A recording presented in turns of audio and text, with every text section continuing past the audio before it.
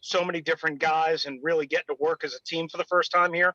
Yes. What I was happy about was you could hear some of the veteran guys telling the young guys, "Hey, we don't walk around here. We hustle to here, we hustle to there. So, unless you're hurt."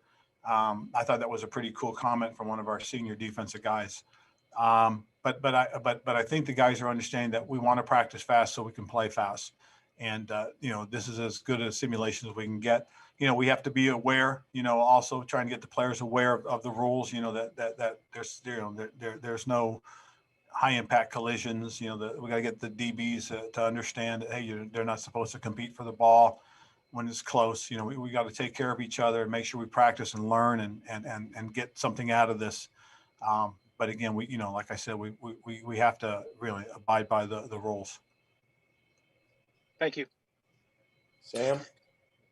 Hey, Ron, we saw some, I think, shifting around between those three linebackers in the first team today. And I know it's early, but I'm wondering, when you think about linebackers and position flex, and like you said, with Jamin being able to play multiple spots, is that something where, by week one, you would like to have each guy in a primary role, or would you like to shift them around maybe in different packages or from snap to snap, if that makes sense? No, but by week one of the regular season, you'd like to have your primary guys set, and hey, this is where you're going to be for the most part.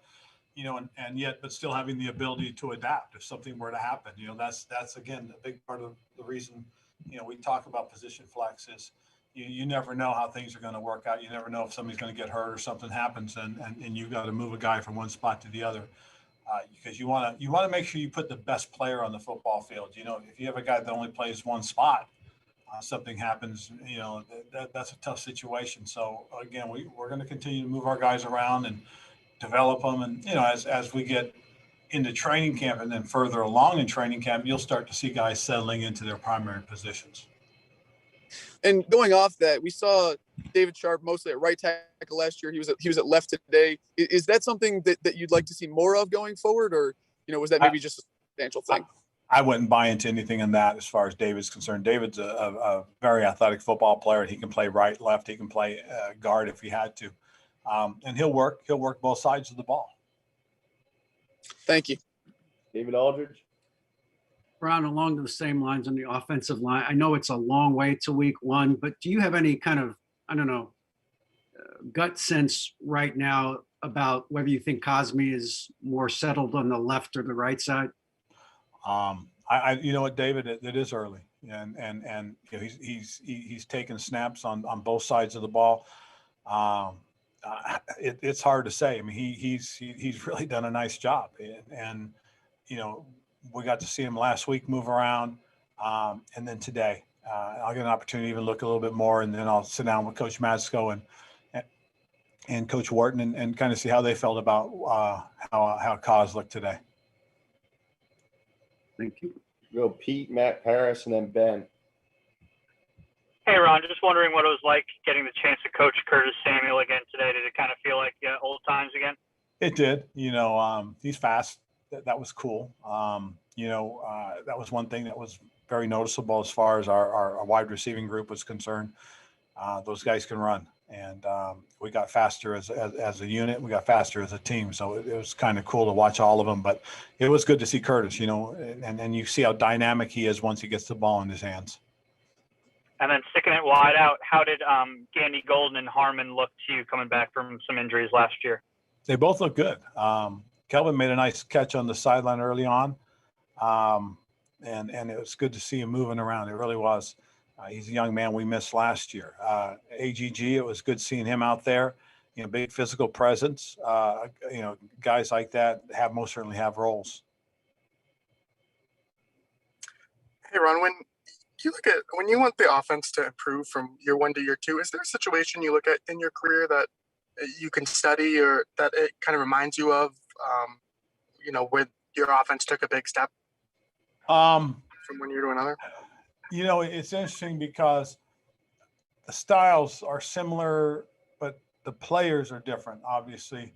One of the positions we relied on so heavily was quarterback in Carolina. In terms of our entire offense. Here, we don't necessarily have to rely on the quarterback because we've got, we do have a lot of good weapons around our QB position. So, This is a little bit different for me as I study it and look at it and watch our guys. But it's good to see the type of personnel we have. You know, I thought we improved, and we improved at receiver, we improved at tight end, we improved at running back. You know, again, one of the goals that you want to do when you talk about your offense every year is you want to make sure you can protect your quarterback and you have playmakers around him. And I feel this year is a different group of guys, but I feel we're in better position than we were last year. And then Chase Young and Montez Sweat, obviously voluntary, but do you Yep. expect them back at any point during the next couple of weeks or anything like that? Or have they communicated why they were not here? No, you know, and I know they've talked to their position coaches, and the thing that we stress is that it's voluntary. I mean, you'd love to have everybody here, you know, especially because we've got 86 guys, I think it is, or 87 today, and you know, it'd be nice to have everybody. But I get it, and guys, you know, they're entitled to do the things that they feel they need to do right now. You know, they're both good, young, solid football players, and you know, the thing is that they'll be here when they're here. Yeah, thank you. Hey, Ron. One guy that was out there was Kyle Allen. Just curious what you thought of his progress recovering from the injury and kind of how he looked out there. He looked good. He threw the ball well. You know, his movement was good. It was limited, obviously, but it was good to see him out there moving around. I like what we saw from all our quarterbacks today. I thought those guys worked hard. Their retention from last year was very good. Their retention from installations this year has been really good. So I think we're in a good position at that at quarterback right now. And obviously, Brandon Sheriff was out here as well today. Your thoughts on the fact that he was back in the building as everybody sort of still sorts through his contract situation? Absolutely, and but it's good to have Brandon here. He most certainly is a leader. He's an influential player on our team, and it's good to have a guy like that here, you know, and I appreciate it, obviously, because again, this is voluntary, and with his resume, you know, he's going to get some work the next few practices for sure, but then we most certainly will taper off, and that's what we're going to do with a lot of our veteran guys. You know, this is really just a great opportunity to check in on them, see how they're all doing, and you know, they'll work and they'll work hard, but we're also going to be smart about how many reps these guys take, because again, this is really just about getting them reacclimated to playing the game, you know, building up their callousness to getting ready for training camp, and then we'll go from here. But again, it was really good to see him, and like I said, we're very fortunate to have as many guys we have here. But I think it speaks well to the mentality and attitude of our players right now. We'll take three more: Les, Scott, and Heather. Hey, Ron, you can kind of build a team over, you know, the offseason. You can put this roster together on paper to actually, with all these offensive upgrades, to see them on a field for the first time. Is there something different about that? Yeah, there is. I mean, because sometimes, you know, guys turn out to be a little bit more what you thought or not quite what you thought. So right now, I'm pleased with what we've seen. Like I said, especially watching the receivers run their routes and the receivers make plays on the ball. You know, it's kind of also neat to see the secondary. You know, I know we can't get up there and jam and get physical with the receivers right now, but it's good to see these guys run. And you know, it's a different look, obviously, from last year because we didn't get a chance to do this. So it's kind of refreshing for us to be out on the field with our guys already. And like I said, it was really kind of cool to have as many guys as we had here. You know, last year at those skill positions like receiver and tight end, it didn't always seem like you had enough guys to have the kind of competition that maybe you would like to have. Do you look at out there today and kind of see, yeah, I can see competitions now that maybe we didn't quite get to have at those positions last year? I think so. I do agree with that, Les. I think we're going to have some really good battles in terms of starting positions and quite honestly at our primary backup positions as well. I mean, we feel like we did some good things with depth, and we just feel that it puts us in a good position as we start preparing for training camp and then into the regular season once we get to camp. Thanks.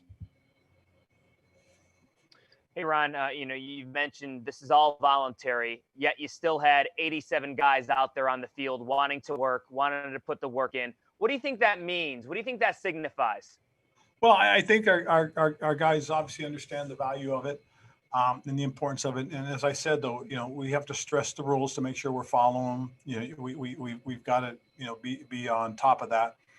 I don't know if you guys noticed, but we came out and some of our guys had their shells on, and we're not allowed to have shells, so we had to have them take it off before we started practicing. But it was, I appreciate the enthusiasm, I really do, because this is voluntary. But I think our guys understand that we're a fairly new team, with a lot of new faces, even though from last year.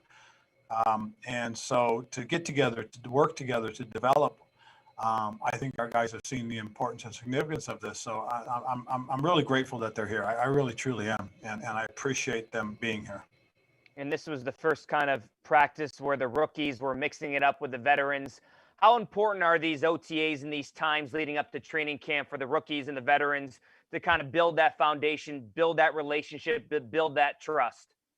I think it's very important because I'll say this: a couple of times our quarterbacks threw the back shoulder fades, and in fact Ryan threw one to Cam Sims, and it was a perfect back shoulder. Cam saw it at the right time, made the right move, and made a heck of a catch. So, those are the types of things that you work towards developing. When we had a drill going and watching our defensive line, they ran what we call a natural, and it was a natural pick. And it happened, and you watch these guys and you see them do these things already, and it's kind of cool. But again, that's what we're working for, is to develop that feel for one another. And and again, this is a good opportunity. We're just real appreciative of the players and having that many players here. Thanks, Ron.